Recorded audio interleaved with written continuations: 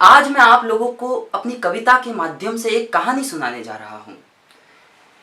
एक कहानी जो एक लड़की के सपनों की नगरी के उजड़ने की दास्तान को बयां करती है। किस तरह से हमारे समाज में नारी पे हो रहे जुल्म और अत्याचार दिनों दिन बढ़ते जा रहे हैं। और जब मैं इन सब से त्रस्त हो गया तब मैंने अपने रोते हुए दिल से इस कविता की रचना की। तो सुनिएगा।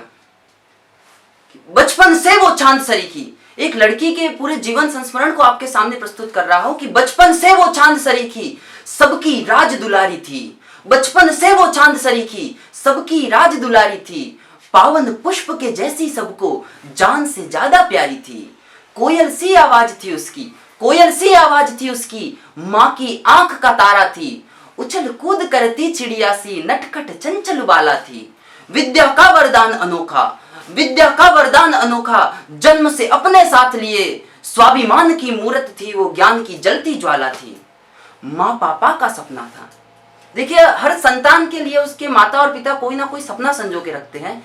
तो इस लड़की के लिए भी उसके माता पिता ने एक सपना संजो के रखा था। सुनिएगा कि माँ पापा का सपना था, माँ पापा का सपना था बेटी उनकी डॉक्टर बन जाए, श्वेत कोट पहने तब गुड़िया इंसानों के प्राण बचाए। सोच के कल की बातें खुश हो, सोच के कल की बातें खुश हो, दोनों मन ही मन मुस्काए। चाहते थे दोनों की उनकी बेटी जग में नाम कमाए। दिन वो भी आया, दिन वो भी आया जब छिपा के निज आंसू भारी मन से भेज रहे थे शहर में बेटी पढ़ने कॉलेज में घर से। नई जगह को, नई जगह को, नए लोग को, नए रंग को, नए ढंग को देख के थोड़ा सा घबराई, फिर समझाया अपने मन को।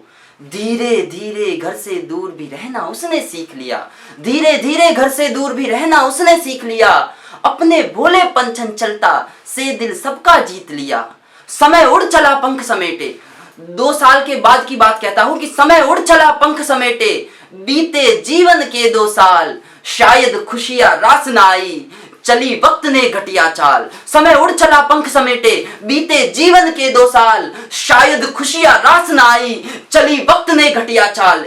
एक आवारा जाने क्यों उसको तंग करता रहता था, एक आवारा जाने क्यों उसको तंग करता रहता था। बैठ गली के नुक्कड़ पे जाने क्यों घूरा करता था। उसको देख के बजा के सीटी शैतानों सा हंसता था। कभी मारता आंख, कभी वो सीधा हाथ पकड़ता था। परेशान हो बोली एक दिन, परेशान हो बोली एक दिन, क्यों मुझको तंग करते हो, अरे क्यों अपने पौरुष की मर्यादा का उल्लंघन करते हो। संभल जाओ है वक्त अभी भी, वरना तुम पछताओगे। अपने आप को कोसोगे तुम, हवालात में जाओगे। धमकी से भी बाज ना आया, धमकी से भी बाज ना आया, सबक उसे तब सिखा दिया। खींच के पीछे हाथ गाल पर मार तमाचा गिरा दिया। धमकी से भी बाज ना आया, सबक उसे तब सिखा दिया। खींच के पीछे हाथ गाल पर मार तमाचा गिरा दिया। भीड़ में लज्जित होकर उस लड़के का क्रोध चरम पर था। लड़की से बदला लेना ही क्रोध का मूल निवारण था। एक दिन जब वो खिले फूल सी शाम समय में टहल रही, रास्ता रोक के लड़का बोला, इतनी भी क्या है जल्दी। पल भर भी ना सोचा उसने और निकाली एक बोतल में तेजाब भरा था, डाल दिया उसके तन पर। लड़का भाग गया, बोतल को सर पर उसके फोड़ गया। रही सही जो कसर बची थी, पाप में अपने जोड़ गया। लड़की लगी चीखने, क्या ये हुआ उसे कुछ समझ ना आया। बिना दाग के चांद जमी पर कुदरत को ये रास ना आया। अब देखिए, जिस तरह से तेजाब आपकी त्वचा पर पड़ता है तो कितना असहनीय दर्द, कितनी असहनीय पीड़ा आपको महसूस होती है, उनको मैं शब्दों के जरिए बयां करता हूं कि चमड़ी पानी बनकर बहती, कोमल अंग लगे थे गलने, बेहोशी का छाया साया जिस्म लगा था उसका जलने। अपनी हवस के आगे उसकी देह को कोई जला गया, पल भर में पापा के सपने तोड़ के कोई चला गया। लगा उसे अब नहीं बचूंगी, मदद मांगने वो चिल्लाई। दृश्य था हृदय विदारक लेकिन भीड़ को फिर भी लाज ना आई।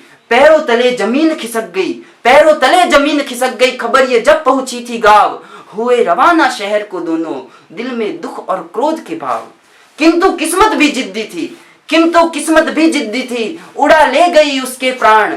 माँ के मुख से शब्द ना निकले, टूट गए सारे अरमान। लड़का बड़े बाप का बेटा, लड़का बड़े बाप का बेटा, खुलेआम अब घूम रहा। फिर से गली के नुक्कड़ पे वो जिस्म नया कोई ढूंढ रहा। आंख ना खुली फिर गुड़िया की, आंख ना खुली फिर गुड़िया की, पाप की दुनिया छोड़ गई। पर जाते जाते वो जग में प्रश्न पुराने छोड़ गई। और देखिए वो किस तरह के प्रश्न हमारे समाज में आप सबसे हमसे करके गई है। मैं आप सबके सामने रखता हूँ सारे सवाल कि पर जाते जाते वो जग में प्रश्न पुराने छोड़ गई। कि क्यों कोई बैठ गली में उसके, क्यों कोई बैठ गली में उसके, उसको घूरा करता है। क्यों कोई उसको देख के सीटी बजा के लज्जित करता है। क्यों कोई उसके ना कहने पर, क्यों कोई उसके ना कहने पर भी पीछे पड़ जाता है। क्यों कोई अपनी जिद उसकी मर्जी पर थोपा करता है।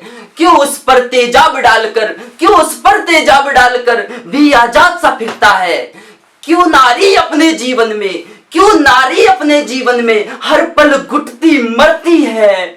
और क्यों माँ आज भी कोख में बेटी हो जाने से डरती है। क्यों माँ आज भी कोख में बेटी हो जाने से डरती है। धन्यवाद।